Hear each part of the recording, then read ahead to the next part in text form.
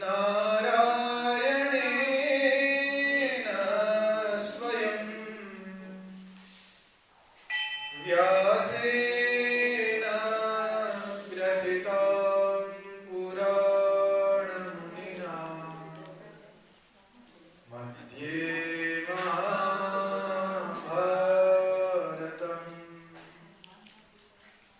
અદ્વૈતામૃતવર્ષિણીં ભગવતીં અષ્ટાદશાધ્યાયિનીં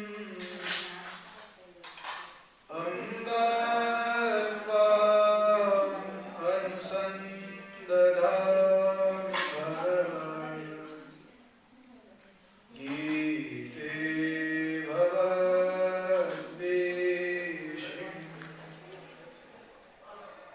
વસુદેવસુતં દેવં કંસચાણૂરમર્દનम् દેવકી પરમાનંદં કૃષ્ણં વંદે જગદ્ગુરું ગુરુર્બ્રહ્મા ગુરુર્વિષ્ણુઃ ગુરુર્દેવો મહેશ્વરઃ ગુરુર્સાક્ષાત્ પરબ્રહ્મા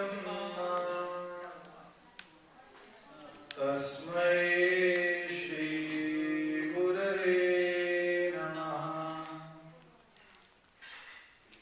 શ્રી કૃષ્ણ કનૈયાલાલ કી જય.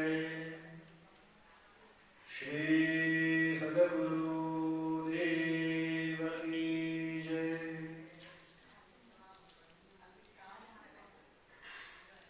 આજે 12મા અધ્યાયની આપણે વિહંગાવલોકન કરવાનું છે. મતલબ છેલ્લા જેટલા દિવસોમાં આપણે 12મા અધ્યાયના 20 શ્લોક જોઈ ગયા, એને ઉપરથી નિહાળવાના છે. 12મો અધ્યાય એટલે ભક્તિ યોગ. જે આપણને ભક્તિ પ્રદાન કરે, જે આપણને ભક્તિ કરતા શીખવે, એ ભક્તિ યોગ. જેની અંદર ભક્ત કેવી રીતે થવું એના લક્ષણ, કઈ કઈ રીતે તમે સમાજમાં રહેવું, કઈ રીતે બીજા માણસો સાથે વ્યવહાર કરવો, કઈ રીતે ભગવાનમાં શ્રદ્ધા રાખવી, આ બધી વસ્તુ આપણને 12મા અધ્યાયની અંદર ભગવાન પોતે બતાવે છે. સૌથી પહેલા બે રસ્તા, નિર્ગુણ ને સગુણ. તમે સાકાર સ્વરૂપની ઉપાસના કરો, ભગવાનની મૂર્તિની પૂજા કરો, એ સગુણ. અને તમે ભગવાનની નિર્ગુણની ઉપાસના કરો, મતલબ ભગવાનને શરીર નથી, કોઈ રંગ નથી, કોઈ આકાર નથી, આને કહેવાય નિર્ગુણ ઉપાસના. હવે નિર્ગુણ ઉપાસનાનો રસ્તો જેને લેવો એને છૂટ છે, પણ નિર્ગુણ ઉપાસના આપણા માટે થોડી અઘરી થઈ જાય. એટલા માટે અઘરી થઈ જાય કેમ કે આપણે માણસો સદા સર્વદા જે કંઈ વિચારીએ કોઈ આકારમાં વિચારીએ. કોઈ પણ વસ્તુ વિચારશું તો આપણને એમ થશે કે આ આવું હશે અથવા આવું થશે. જે ખૂબ મોટા યોગી હોય, જે ખૂબ સાધક હોય, જેણે ખૂબ પ્રયાસ કર્યો હોય, એ લોકોને નિર્ગુણ સિદ્ધ થઈ જાય, એ લોકોને તો એ બ્રહ્મની અંદર ધ્યાન લાગી જાય, પણ આપણને અઘરું છે. એટલે ભગવાને કીધું કે ક્લેશોધિકતરસ્તેષાં અવ્યક્તાસક્ત ચેતસાં. એની અંદર વધારે પડતો ક્લેશ છે, વધારે પડતું થોડું દુઃખ છે, વધારે પડતું થોડું ખેંચાવાનું છે. શું કામ? કેમ કે આપણે બધા દેહવાળા છીએ, આપણે બધા શરીરવાળા છીએ. એટલે આપણી બુદ્ધિ ત્યાં સુધી જાય.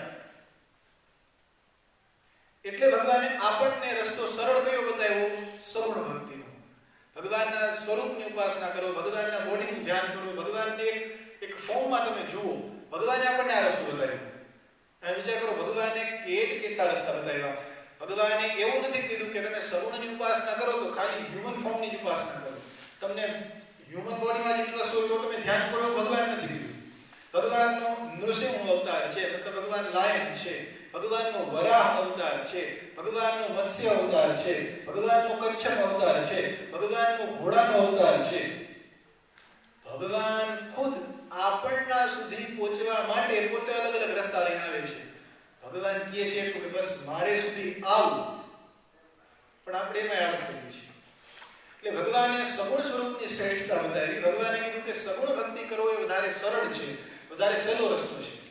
સગુણ ભક્તિનો રસ્તો બતાવી પછી ભગવાને આપણને સમજાવ્યું કે ભગવાન સુધી પહોંચવા માટે ભગવાનની અંદર આપણી મન, આપણી બુદ્ધિ આપણે ભગવાનમાં લગાડવી. હવે કે મન બુદ્ધિ લગાડવા એટલે સહેલા તો નથી, પકડી તમે બાંધી દીધા ભગવાન સાથે નહીં. પણ એના માટે ભગવાને સમજાવ્યું કે અભ્યાસ યોગેન તતો મામિચ્છાતુમ ધનંજય. હે અર્જુન, તું અભ્યાસ કર, તું પ્રેક્ટિસ કર. એવું વિચાર કે હું જે કંઈ કરું છું ભગવાન માટે કરું છું. મન અને બુદ્ધિને ભગવાનમાં લગાડવાનું ભગવાને આપણને કહ્યું. મન બુદ્ધિને ભગવાનમાં ચોંટાડવાની વાત થઈ પછી ભગવાને આપણને કીધું કે કદાચ એના માટે તમારે અઘરું હોય તો તમે મારા માટે કામ કરતા શીખો. કામ તો આપણે કર્મ તો કરવાના જ છીએ. નહીં કશ્ચિત ક્ષણમપી જાતુ તિષ્ઠત્ય કર્મકૃત. ભગવાન ખુદ ગીતાજીમાં કહ્યું છે કે આ સંસારમાં કોઈ માણસ કર્મ વિના કર્યા વિના રહેતો નથી. કંઈ ને કંઈ કર્મ એ કરતો જ રહે છે. આપણે જો કંઈ ને કંઈ કામ કરવાનું જ હોય તો ભગવાને શીખવાડ્યું કે મારા માટે કામ કરતા શીખો. ચાલો ભગવાનને કહે એ થોડું અઘરું છે, તો ભગવાને આપણને સમજાવ્યું કે મારા માટે કામ ન કરી શકો કઈ વાંધો નહીં, પણ એ કર્મની પાછળની જે તમારી ઈચ્છા છે, કર્મના ફળની જે લાલસા છે એને છોડી દો, એનો ત્યાગ કરો. શ્રેયો હિ જ્ઞાન અભ્યાસાત જ્ઞાનાત ધ્યાનમ વિશિષ્યતે ધ્યાનાત કર્મ ફલ ત્યાગઃ ત્યાગાત શાંતિરનંતરમ. જ્ઞાન કરતા ભગવાને દરેક વસ્તુને ધીરે ધીરે શ્રેષ્ઠ બતાવી. શ્રેયો હિ જ્ઞાનમ અભ્યાસાત, અભ્યાસ કરવા કરતા જ્ઞાન શ્રેષ્ઠ છે. એના કરતા એક સ્ટેપ ઉપર લાવતા છેલ્લે ભગવાને આપણને સમજાવ્યું કે કર્મના ફળનો ત્યાગ સૌથી શ્રેષ્ઠ છે.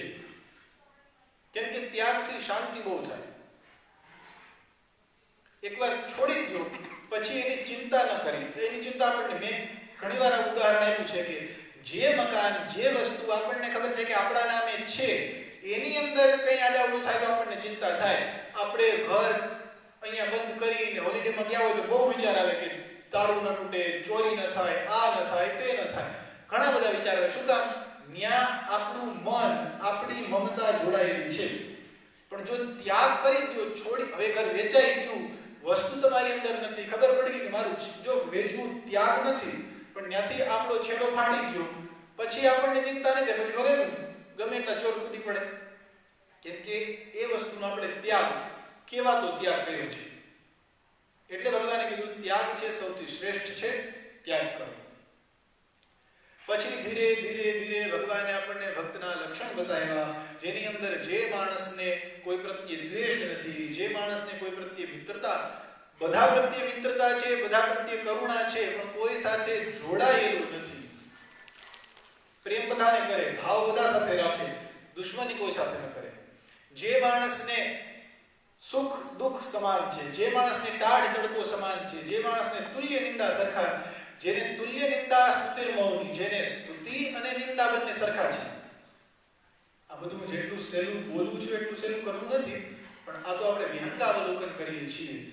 અને આ બધા રસ્તા ભગવાને બતાવ્યા. ભગવાને છેલ્લે એક શ્લોકમાં સૌથી ઊંચી વાત કરી. કઈ? યેતુ ધર્મ્યામ ગતમિદમ યથોક્તમ પરિયુપાસતે શ્રદ્ધાના મત્પરમા ભક્તાસ્તે દીવ મે પ્રિયા. આ ઉપરની બધી વાત ચાલો કદાચ તમે એપ્લાય ન કરી શકો, છોડો, પણ આ મેં જે કંઈ સમજાવ્યું, જો તમે સાચા મનથી, સાચા ભાવથી, શ્રદ્ધાવાળા થઈ, મતલબ કે અમે જે 20 શ્લોક કીધા એમાં તમને વિશ્વાસ હોય, તમે તમારો વિશ્વાસ એમાં રાખી જો આનો પાઠ પણ કરશો, તો પણ તમે મને ખૂબ વાલા છો, તો પણ તમે ભક્તની કેટેગરીમાં છો. આવી રીતે ભગવાને 20મા અધ્યાયના સૌથી છેલ્લા શ્લોકમાં આપણને આખા અધ્યાયનો સારાંશ, સૌથી સીધો અને સહેલો રસ્તો આપી દીધો. કંઈ ન થાય તો કંઈ નહીં, પણ એકવાર વિશ્વાસ રાખી અને આ 12મા અધ્યાયનો સાચા મનથી પાઠ કરો, તો પણ એ માણસ મને ખૂબ વાલો છે. તો આપણે બીજું કંઈ તો કરી શકીએ કે ન કરી શકીએ, પણ કમસે કમ ભગવાન સામે 12મા અધ્યાયનો પાઠ થાય, અથવા તો એક શ્લોકનો પાઠ થાય તો પણ બહુ છે. આજે આપણો 12મો અધ્યાય અહીંયા પૂરો થાય છે. આવતા બુધવારનું લેસન નથી, એના પછીના બુધવારથી ફરી પાછું આપણે ચાલુ કરશું. ઓમ